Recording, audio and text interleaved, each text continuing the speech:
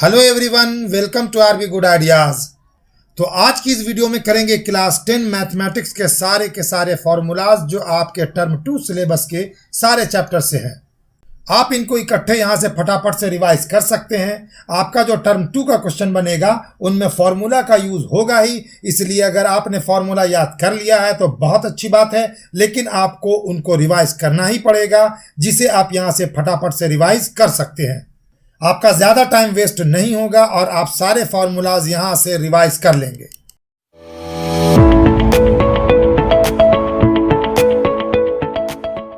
Term 2 के syllabus में पहला चैप्टर जो है वो है आपका क्वाड्रेटिक इक्वेशंस का। इसके अंदर ज्यादा फॉर्मूलाज नहीं हैं, बहुत थोड़े से फॉर्मूलाज हैं। क्वाड्रेटिक इक्वेशन का स्टैंडर्ड फॉर्म है ax² + bx + c = 0, जहां a, b और c तीनों ही रियल नंबर्स हैं। साथ ही a 0 के इक्वल नहीं हो सकता, क्योंकि इससे क्वाड्रेटिक इक्वेशन लीनियर इक्वेशन में कन्वर्ट हो जाएगा। जनरल फॉर्म जनरली x के रूप में लिया जाता है, लेकिन एग्जाम में क्वेश्चन x, y, z या किसी भी टर्म में दिया जा सकता है। क्वाड्रेटिक इक्वेशन को सॉल्व करने के लिए आपको क्वाड्रेटिक फॉर्मूला पढ़ना होता है। इस फॉर्मूला में दो पार्ट होता है। पहला डिस्क्रिमिनेंट यानी d निकालना और फिर x का आंसर निकालना। d = b² - 4ac होता है। उसके बाद x का फॉर्मूला -b ± √d होता है। d का वैल्यू इस फॉर्मूला में यूज होता है और फिर क्वाड्रेटिक इक्वेशन का रूट निकलता है। x² का न्यूमेरिकल कोएफिशिएंट a, x का न्यूमेरिकल कोएफिशिएंट b और कांस्टेंट टर्म c कहलाता है। इसको आपको बहुत अच्छी तरह याद रखना है, वरना आपका क्वेश्चन रॉन्ग हो जाएगा। इस चैप्टर में आपको नेचर ऑफ रूट्स पर भी क्वेश्चंस आ सकते हैं। नेचर ऑफ रूट्स जानने के लिए d का वैल्यू निकालना होगा। अगर d का वैल्यू ग्रेटर देन 0 है, यानी 0 से बड़ा है, प्लस में है, तो इसके दोनों रूट्स डिस्टिंक्ट होंगे, अलग अलग होंगे। अल्फा का आंसर अलग आएगा और बीटा का आंसर अलग आएगा। अगर d का वैल्यू 0 आए तो दोनों रूट्स अल्फा और बीटा दोनों सेम टू सेम होंगे। ऐसे में जो आंसर अल्फा का आता है वही आंसर बीटा का आता है। लेकिन जब d का वैल्यू स्मॉलर देन 0 आए, यानी माइनस में आए, निगेटिव आए, तो नो रियल रूट्स होंगे और तब हमें क्वेश्चन को सॉल्व करना ही नहीं है, क्योंकि 10th में ओनली रियल रूट्स ही पढ़ना है। इमेजिनरी रूट्स हमारे सिलेबस में नहीं है। टर्म 2 में क्वाड्रेटिक इक्वेशन सॉल्व करने के लिए आपको दो मेथड पढ़ने हैं। पहला method splitting the middle term method, यानी x वाले टर्म को तोड़ना है, और दूसरा मेथड है क्वाड्रेटिक फॉर्मूला का। कंप्लीटिंग दी स्क्वायर मेथड आपके लिए टर्म 2 के सिलेबस में नहीं है, कट गया है। अब यहां से आपके चैप्टर 2 के फॉर्मूलाज स्टार्ट हो गए। चैप्टर 2 है अरिथमेटिक प्रोग्रेशन। इसमें जो हम कॉमन डिफरेंस निकालते हैं उसका formula d = a2 - a1। d common difference का सिंबल है, जबकि a2 सेकंड टर्म और a1 फर्स्ट टर्म है। सेकंड टर्म से फर्स्ट टर्म को घटाकर कॉमन डिफरेंस निकालते हैं। AP के किसी भी टर्म को या nth टर्म को निकालने के लिए फॉर्मूला है an = a + n - 1 × d। an nth term को बताता है, a फर्स्ट टर्म है और n AP में टर्म्स की संख्या यानी कितने टर्म्स हैं ये बताता है। AP में सम ऑफ टर्म्स निकालने के लिए आपको दो फॉर्मूला पढ़ना है। पहला फॉर्मूला है sum of first n terms of the AP। इसका फॉर्मूला है Sn = n/2 2a + n - 1 × d, जहां Sn का मतलब है sum of all given terms from beginning. दूसरा फॉर्मूला आपको पढ़ना है sum of all terms, S = n a + l/2। इस फॉर्मूला को तभी यूज कर सकते हैं जब हमें फर्स्ट टर्म, लास्ट टर्म और नंबर ऑफ टर्म्स पता हो। अगर इनमें से एक भी वैल्यू मिसिंग है तो हम ये फॉर्मूला यूज नहीं कर सकते हैं। अब आगे चलते हैं चैप्टर नंबर 3 पर, जो है आपका सर्किल्स। इससे आपको दो इंपॉर्टेंट टर्म्स और दो थ्योरम करने हैं। पहला टर्म है टेंजेंट और दूसरा टर्म है पॉइंट ऑफ कांटेक्ट। ऐसी लाइन जो किसी सर्किल को केवल एक पॉइंट पर इंटरसेक्ट करे या टच करे उसे टेंजेंट कहते हैं, जबकि जिस पॉइंट पर कोई टेंजेंट किसी सर्किल को टच करती है उस पॉइंट को पॉइंट ऑफ कांटेक्ट कहते हैं। यहां पर ये टेंजेंट है और इस फिगर में ये जो पॉइंट यहां पर A दिखाई दे रहा है ये पॉइंट ऑफ कांटेक्ट है।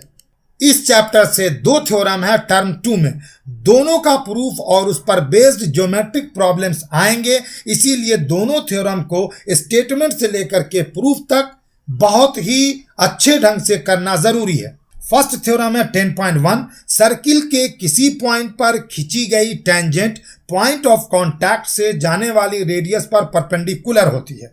और दूसरा थ्योरम है 10.2, किसी एक्सटर्नल पॉइंट से सर्किल पर ड्रॉ की गई टेंजेंट्स की लंबाई आपस में बराबर होती है।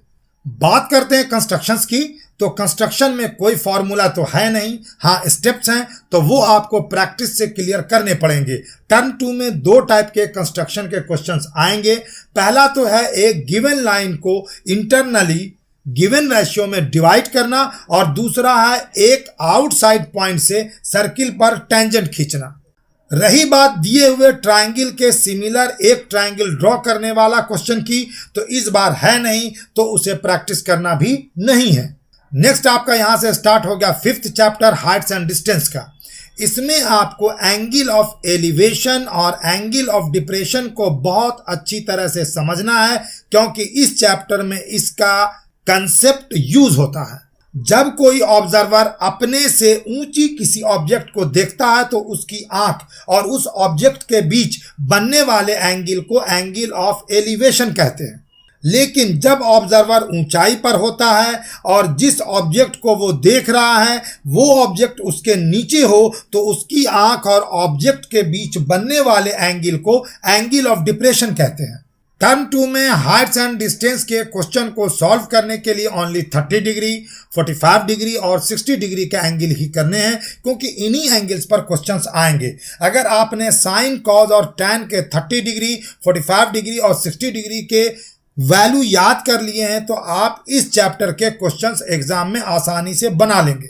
साइन 30 डिग्री का वैल्यू 1/2, साइन 45 डिग्री का वैल्यू 1/√2 और साइन 60 डिग्री का वैल्यू √3/2 होता है। cos 30 डिग्री का वैल्यू √3/2, cos 45 डिग्री का वैल्यू 1/√2 और cos 60 डिग्री का वैल्यू 1/2 होता है। साइन और cos का वैल्यू एक दूसरे के अपोजिट चलते हैं। फिर tan 30 डिग्री का वैल्यू 1/√3, tan 45 डिग्री का वैल्यू 1 और tan 60 डिग्री का वैल्यू √3 होता है। ये टेबल आपको बहुत अच्छी तरह याद होना बहुत जरूरी है। हाइट एंड डिस्टेंस का क्वेश्चन सॉल्व करने के लिए आपको राइट एंगल ट्रायंगल में तीनों साइड्स के ट्रिग्नोमेट्रिक रेशियोज का नॉलेज होना बहुत जरूरी है। इसके लिए भी साइन, कॉज और टैन का नॉलेज ही बहुत काफी है। Sine A equal to perpendicular by hypotenuse होता है, जिसे P/H भी कहते हैं। Cos A equal to base by hypotenuse होता है, जिसे B/H कहते हैं। उसी तरह tan A बराबर परपेंडिकुलर बाय बेस होता है, जिसे P/B भी कहते हैं। इसको याद करने के लिए शॉर्टकट में आप लोग पंडित बद्री प्रसाद हरी हरी बोले वाले सेंटेंस को, स्लोगन को याद कर सकते हैं। पंडित बद्री प्रसाद हरी हरी बोले। जिस साइड पर थीटा यानी एंगल और राइट एंगल दोनों होते हैं वो बेस कहलाता है। बेस और परपेंडिकुलर को मिलाने वाली लाइन हाइपोटेन्यूज कहलाती है और तीसरी बची हुई साइड ही परपेंडिकुलर कहलाती है। इसके अलावा आपको इस चैप्टर के लिए कुछ एक्स्ट्रा फार्मूला भी याद रखना है, स्पेशली स्पीड का फार्मूला और टाइम का फार्मूला। अब आगे चलते हैं सरफेस एरियाज एंड वॉल्यूम्स के चैप्टर पर। इसमें आपको cube, cuboid, sphere, hemisphere, cylinder और कोन को सरफेस एरिया और वॉल्यूम के अंदर में करना है। पिछली बार की तरह इस बार भी फर्स्ट टर्म नहीं है। क्यूब के वॉल्यूम का फॉर्मूला ए क्यूब या एज क्यूब या साइड क्यूब है। क्यूब के लैटरल सरफेस एरिया का फॉर्मूला 4a² होता है, जबकि टोटल सरफेस एरिया का फॉर्मूला 6a² है। और क्यूब के डायगोनल निकालने का फॉर्मूला है √3a। यहां पर a का मतलब साइड ऑफ द क्यूब है या एज ऑफ द क्यूब है।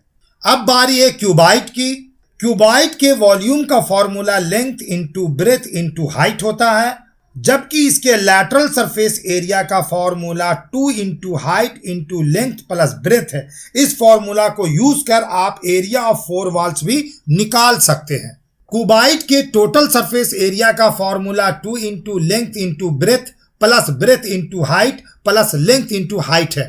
क्यूबाइड के डायगोनल की वैल्यू निकालने का formula length square plus breadth square plus height square under square root होता है। स्फीयर में तो 2 ही फॉर्मूला याद करना है, वॉल्यूम का और टोटल सरफेस एरिया का। स्फीयर के वॉल्यूम का फॉर्मूला 4/3 पाई आर क्यूब होता है और टोटल सरफेस एरिया का फॉर्मूला 4 पाई आर स्क्वायर होता है। हेमिस्फीयर के वॉल्यूम का फॉर्मूला 2/3 पाई आर क्यूब है, जबकि कर्व सरफेस एरिया का फॉर्मूला 2 पाई आर स्क्वायर है। हेमिस्फीयर में टोटल सरफेस एरिया भी होता है, इसके टोटल सरफेस एरिया का फॉर्मूला 3 पाई आर स्क्वायर है। अब चलते हैं सिलेंडर पर। सिलेंडर के वॉल्यूम का फॉर्मूला है पाई आर स्क्वायर एच, इसके कर्व सरफेस एरिया निकालने का फॉर्मूला 2 पाई आर एच है और टोटल सरफेस एरिया का फॉर्मूला है 2 pi r h plus r. Lastly इसमें आता है कोन। कोन के वॉल्यूम कैलकुलेट करने का फॉर्मूला है 1/3 पाई आर स्क्वायर एच और लैटरल सरफेस एरिया निकालने का फॉर्मूला पाई आर एल है। अगर कोन का टोटल सरफेस एरिया निकालना हो तो इसका formula pi r l plus r होता है। कोन की तिरछी ऊंचाई को स्लैंट हाइट कहते हैं, इसका सिंबल एल है।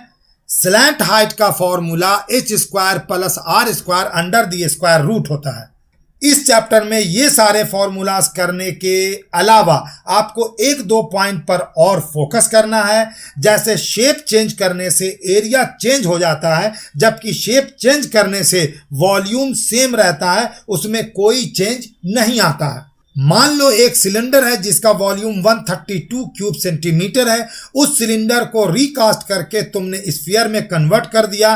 स्फीयर तो चेंज हो जाएगा, शेप तो चेंज हो जाएगा, बट वॉल्यूम सेम रहेगा, यानी स्फीयर का वॉल्यूम भी 132 क्यूब सेंटीमीटर ही होगा। ये बात आपको समझ आ गई होगी।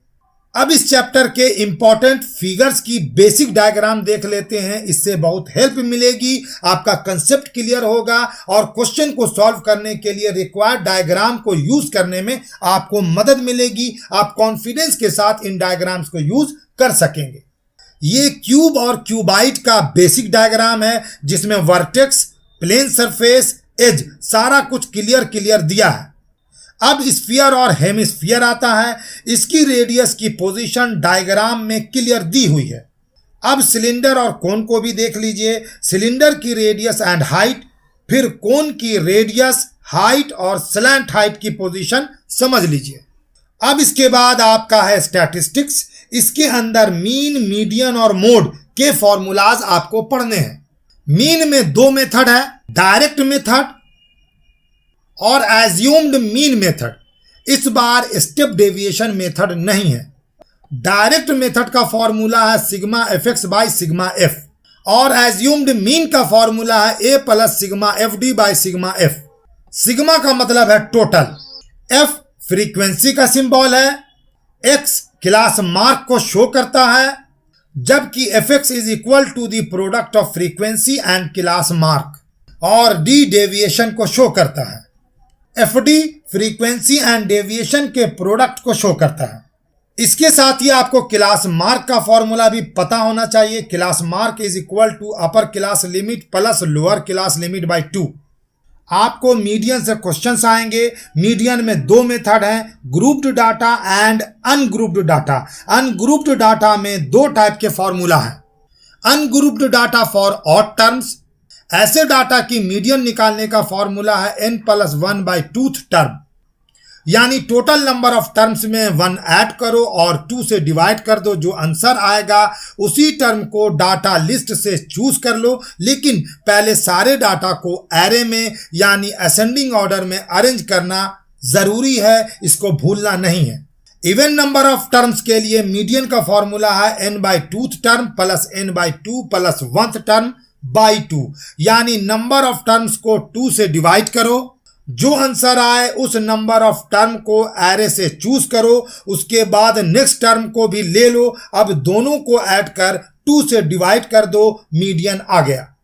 ऐसा क्वेश्चन 1 मार्क में आ सकता है। ग्रुप्ड डाटा या टेबुलर डाटा में मीडियन का फॉर्मूला है L+n/2 minus CF/F into H, जहां L मीडियन क्लास का लोअर लिमिट होता है, n नंबर ऑफ ऑब्जर्वेशंस या टोटल ऑफ ऑल फ्रीक्वेंसी है, CF मीडियन क्लास से पहले वाले क्लास की क्यूमुलेटिव फ्रीक्वेंसी है, जबकि F मीडियन क्लास की फ्रीक्वेंसी है और H क्लास साइज या क्लास हाइट है। अब मोड पर चलते हैं। मोड में भी दो डाटा टाइप होता है, ungrouped and grouped. Ungrouped data में जो टर्म मैक्सिमम बार आता है वही मोड होता है। ग्रुप्ड या टेबुलर डाटा में मोड का फॉर्मूला है L plus F1 minus F0 by 2F1 minus F0 minus F2 into H। यहां पर L मोडाल क्लास का लोअर लिमिट है, F1 मोड के क्लास की फ्रीक्वेंसी है, F0 मोड वाले क्लास से पहले क्लास की फ्रीक्वेंसी है, जबकि F2 मोड वाले क्लास से बाद वाले क्लास की फ्रीक्वेंसी है, और H तो क्लास साइज है ही। इसके अलावा तुम्हें मीन, मीडियन और मोड के बीच रिलेशन की भी जानकारी होना जरूरी है, क्योंकि इससे भी क्वेश्चंस आते हैं।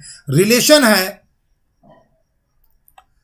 3 median is equal to mode plus 2 mode. अगर इन तीनों में से कोई भी दो वैल्यू दी हुई है तो थर्ड वैल्यू को इस रिलेशन से निकाल सकते हैं। तो बस इतने ही फॉर्मूलाज आपको करने हैं। टर्म 2 के मैथ फॉर्मूलाज का सेशन यहीं पर फिनिश होता है। कोई डाउट हो तो जरूर बताना। Till then everyone keep smiling and keep rocking. I will be back soon with a new helpful video. Thank you all of you. Bye bye. पढ़ाई करते रहें।